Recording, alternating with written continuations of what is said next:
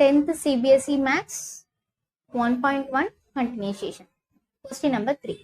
Find the LCM and HCF of the following integers by applying the prime factorization method. இப்போ இதுக்குமே நம்ம என்ன கண்டுபிடிக்க போறோம் அப்படின்னா LCM and HCF கண்டுபிடிக்கிறோம். யூசிங் என்ன அப்ளை பண்ணி கண்டுபிடிக்கிறோன்றதா மெயின். இதுல என்ன கொடுத்துருக்காங்க, அவங்களே கொடுத்துருக்காங்க prime factorization method அப்படின்னு. அப்போ prime factorization methodனா we have to use prime numbers only. So அதே மாதிரி 12க்கு LCM எடுத்தோம் அப்படின்னா நமக்கு ஆன்சர் என்னன்னு கிடைக்கும்? சேம் அதே மாதிரி தான் LCM மெத்தட். 2 போடுறோம் 6 கிடைக்குது, 3 போடுறோம் 2 கிடைக்குது, 2 1 சேம் அதே மாதிரி. 15க்கும் அதே தான், 21 அதுக்கும் அப்படிதான். இப்போ வேல்யூஸ் எல்லாத்துக்கும் எடுத்துட்டோம். இங்கே 2 எத்தனை டைம்ஸ் இருக்கு? 2 டைம்ஸ். 3 எத்தனை டைம்ஸ் இருக்கு? எல்லாத்துலயும் 1 டைம் இருக்கு, 1 டைம் எழுதுனா போதும். 5 7 எல்லாமே போடுறோம், இன்டூ பண்றோம், ஆன்சர் எடுக்கிறோம். HCF மூணுலயே காமனா இருக்கிறது 3. அது லோயஸ்ட் வேல்யூனா எல்லாமே 1 தான் இருக்கு. ஸோ 1 டைம் எழுதுனா நமக்கு போதும். ஸோ HCF இப்படிதான் கண்டுபிடிக்கணும். சேம் அதே மாதிரி தான் 17 23 29னாலும் 17க்கு LCM எல்லாத்துக்கும் எடுக்கிறோம், 21க்கு எடுக்கிறோம், 23. இதுல இருக்கிற 3 நம்பருமே என்ன நம்பரா தான் இருக்கு? நமக்கு பிரைம் நம்பர்ஸா தான் இருக்கு. ஸோ அதை என்ன பண்ணுவோம்? அதே நம்பர்ல மட்டும்தான் டிவைட் ஆகும். ஸோ 23 1, 22 1, 17 1 அப்படின்னு சொல்லி நமக்கு வேல்யூஸ் முடியுது. ஸோ அது எல்லாமே எடுக்கிறோம். ஸோ அது எல்லாத்தையும் இன்டூ பண்ணும்போது உனக்கு ஆன்சர் LCM கிடைக்கும். HCFக்கு வந்து எல்லாத்துலயும் காமனான்ற வேல்யூ 1 தான். ஸோ 1ன்றதை நம்ம எழுதினா மட்டும் போதும். Next 8, 9 and 25. ஸோ அதே மாதிரி 8க்கு நம்ம LCM எடுக்கிறோம், 9க்கு LCM எடுக்கிறோம், 25க்கு LCM எடுக்கிறோம், வேல்யூஸ் எடுக்கிறோம். அதே மாதிரி 8க்கான வேல்யூஸ் 2 power 3, இங்கே 3 power 2, இங்கே 5 power 2. ஸோ இதுல எல்லாமே காமனான்ற வேல்யூஸ் இல்லை. ஸோ எல்லா வேல்யூஸையும் போடுறோம், இன்டூ பண்றோம், LCM வேல்யூ கண்டுபிடிக்கிறோம். சேம் அதே மாதிரி HCF. இதுல காமன் வேல்யூஸ் இருக்கா? நமக்கு எதுவுமே இல்லை. அப்ப நமக்கு HCF வேல்யூ என்னவா தான் இருக்கும்? 1 தான் இருக்கும். ஸோ 1ன்னு போட்டோம். நெக்ஸ்ட் 4th கொஸ்டின் பார்த்தோம். Given that HCF of 306, 657, 657 is equal to 9 அப்படின்னு நமக்கு HCF வேல்யூ கொடுத்துட்டாங்க.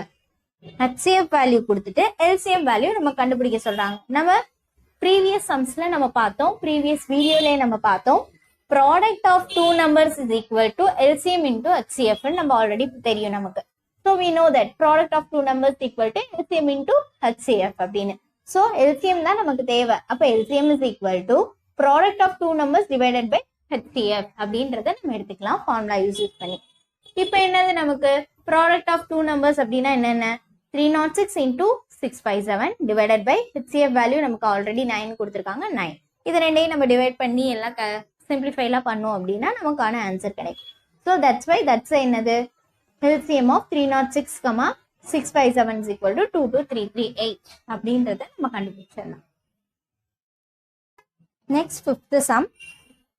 Check whether 6 power n can end with the digit 0 for any natural number n.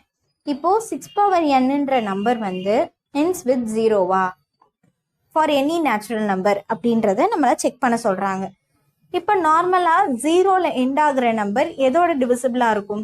10ஓட டிவிசிபிளா தான் மோஸ்ட்லி இருக்கும். ஏன்னா 10 டேபிள்ல தான் நமக்கு என்ன கிடைக்கும்? 10 1s are 10, 10 2s are 20, 10 2s are 30 அப்படின்னு சொல்லி end with zeros. ஸோ அது எப்படி தான் இருக்கணும்? divisible by 0வா இருக்கணும். அதான் நம்ம என்ன எழுதியிருக்கோம்?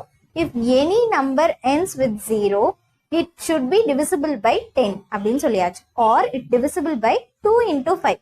2 into 5 அப்படின்னு 2 and 5 அப்படின்னா 2 டேபிள்லயே நமக்கு என்ன கிடைக்கும்? 2 5s are 10, 2 10s are 10. அந்த மாதிரி நமக்கு அதுலயும் என்ன கிடைக்குது? 10ன்றது கிடைக்குது. ஸோ 5 வருதா அப்படின்றதே நம்ம பார்க்கலாம் அப்படின்னு சொல்றாங்க.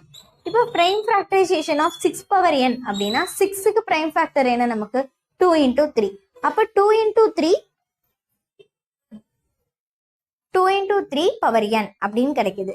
It can be observed that 5 is not in 6 power n. நமக்கு இங்க தெரியுதா? நம்ம 2 into 5 ஏதாவது நமக்கு இருக்கா? இல்ல. நமக்கு எப்படிதான் இருக்கு? 2 into 3 தான் இருக்கு. ஸோ 5ம் அங்க இல்ல. Therefore 6 power n is not divisible by 5. 6 power n எப்படி divisible ஆயிருக்காது? 5ஓட divisible இருந்திருக்காது. Hence 6 power n cannot end with digit 0. 10 power n இருந்ததுன்னா நம்ம என்ன பண்ணலாம்? divisible by 0 சொல்லலாம். இங்க என்ன இருக்கு நமக்கு 6 பவர் n சொல்றோம். So 6 power n cannot end with the digit 0 அப்படின்றத நம்ம கன்க்ளூட் பண்ணிக்கிறோம். நெக்ஸ்ட் சம் அப்படின்னு நம்ம என்ன இருக்கு அப்படின்னு பார்த்தோம் அப்படின்னா explain why 7 into 11 into 13 plus 13 and 7 into 6 into 5 into 4 into 3 into 2 into 1 plus 5 or composite numbers. ரெண்டு ஒரு எக்ஸ்பிரஷன் கொடுத்துருக்காங்க. அந்த ரெண்டு எக்ஸ்பிரஷனும் காம்போசிட் நம்பரா இல்லையா அப்படின்றத தான் நம்ம இங்க பார்க்கணும். காம்போசிட் நம்பர்னா என்ன ஃபர்ஸ்ட்? அது other then 1 and it self. அது என்ன ஆகும்? ஃபேக்டர் ஆகும். Prime number 1 and it self அப்படின்றது மட்டும் தான் இருக்கும். இது அதர் தென் 1 அண்ட் இட் செல்ஃப்ல நமக்கு என்ன கிடைக்கும்? ஃபேக்டர்ஸ் கிடைக்கும். அதை தான் நம்ம என்னன்னு சொல்றோம் அப்படின்னா காம்போசிட் நம்பர்ஸ் அப்படின்னு சொல்றோம். ஸோ இப்போ இங்க என்ன இருக்கு? 7 into 11 into 13 into 13 plus 13 அப்படின்னு இருக்கு. இப்போ ரெண்டுலேயும் காமனா இருக்கிற 13 நான் ஃபர்ஸ்ட் எடுத்துக்கிறேன்.